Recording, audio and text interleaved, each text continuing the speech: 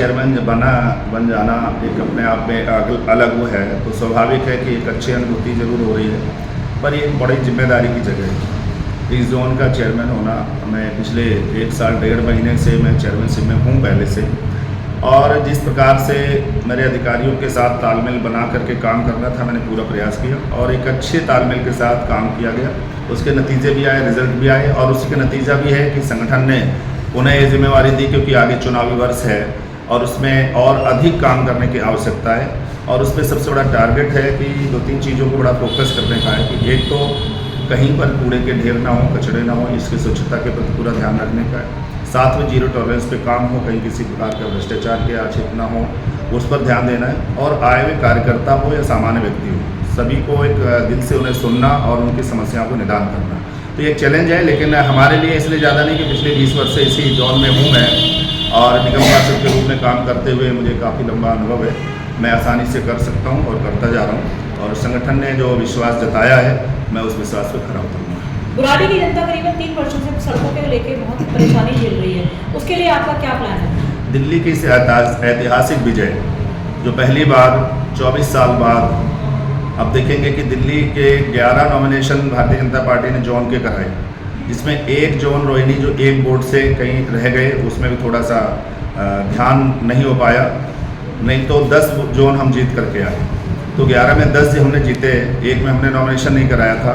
शायद उसमें भी कराया होगा तो वहाँ भी जीत पाते।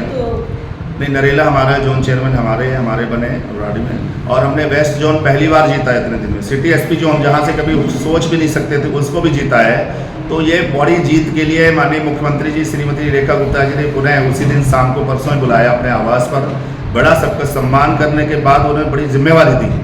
कि आप लोगों को किस तरह से काम करना, और उन्होंने सीधा स्पष्ट किया कि सरकार की तरफ से तुम्हें किसी प्रकार की कमी नहीं आएगी। हमने जब वहाँ पक्ष रखा कि बुराड़ी रोड की बड़ी दुर्दशा है और वहाँ पर हम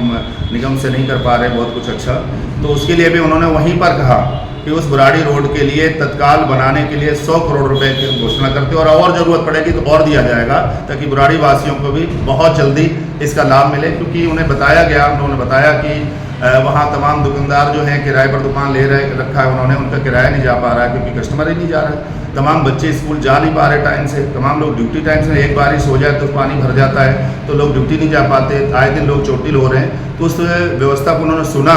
व्यथा को सुना, और सुनने के बाद वो भावुक हो गए, और भावुक होकर उन्होंने कहा कि नहीं, हाँ वहाँ है समस्या बहुत बड़ी, और उन्होंने तत्काल अधिकारियों को बुला करके अपने OSD बुलाया कि बुराड़ी के लिए 100 करोड़ रुपये तत्काल दिए जाए, और डिपार्टमेंट को आदेश जारी किया जाए, और जितना कम पड़ेगा वहाँ के लिए बुराड़ी के लिए दिया जाएगा और उस पर काम कराया जाए। लेकिन मैं ये भी कहना चाहूँगा कि जो यहाँ से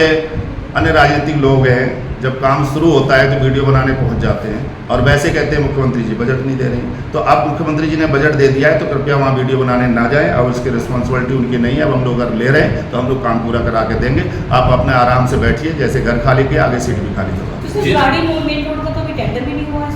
कि जब बजट आ जाता है तो टेंडर होने में देर नहीं लगती है, और 1 से 1.5 महीने के अंदर ये सारी प्रक्रिया पूरी कर दी जाएगी, और इसके बाद इस रोड का काम बहुत तेज़ी से शुरू होगा, और शुरू होने के बाद लोगों की एक नया बुराड़ी मिलेगा, नया ऐतिहासिक बुराड़ी होगा। जैसे हमारे सांसद जी ने सहयोग किया और हम लोग उस पर आगे बढ़ रहे हैं कि मुकुंदपुर चौक के साथ में जो गोल कोर्स है, वहाँ से DDA को अधिकारी बुला कर उन्होंने टाइट किया कि किसी भी कीमत में 2 एकड़ जगह मुकुंदपुर चौक पर मुकुंदपुर के लोगों के लिए पार्क के लिए दिया जाना चाहिए, नहीं तो यहाँ गोल कोर्स चलना मुश्किल हो जाएगा। तो उन्होंने भी उस पर सहमति जताई है कि और दूसरी साइड में वो बनाएं, गोल कोर्स को बढ़ाएं, लेकिन यहाँ जनता के लिए भी पहले आवश्यक दिया जाना चाहिए। ऐसे हमारे यहाँ, मैं उस दिन नॉमिनेशन में था, मुझे आना था, तो हमारे यहाँ के DM, हमारे DDC चेयरमैन सूर्य प्रकाश खत्री जी, हमारे अन्य अधिकारीगण ने यहाँ दौरा किया था। तो ये आप देखेंगे जो नाला है हरित विहार से होकर के पंप हाउस से जाता है, इस नाले को भी अच्छा करने के लिए उन्होंने आदेश जारी किए, और होता उस पर जल्दी कार्रवाई की। लेकिन मैं एक प्रश्न भी आता है कि आप देखेंगे लगभग 250 खंबे हर नाले के किनारे किनारे लगे, उसमें दोनों में 2-2 लाइटें हर खंबे में लगी हुई है, लेकिन तार आज तक नहीं डाले, और ये 5 साल से ज़्यादा हो गया। 5 साल पहले सरकार भाजपा की नहीं थी, विधायक आज भी वही हैं, प्रश्न तो उठता है ना कि आखिर वो लाइटें आज तक जली क्यों नहीं। वो करोड़ों रुपए का फंड उसमें लगा है, वो जलाने के लिए खंभे लगाए गए थे कि उजाला रहेगा, लेकिन आज तक नहीं जलाया गया। तो उसमें केबल क्यों नहीं डाली गई, उसमें लाइट उजाला क्यों नहीं किया गया, उसका भी चर्चा हम लोगों ने की है, उस पर भी जल्दी संज्ञान लिया जाएगा।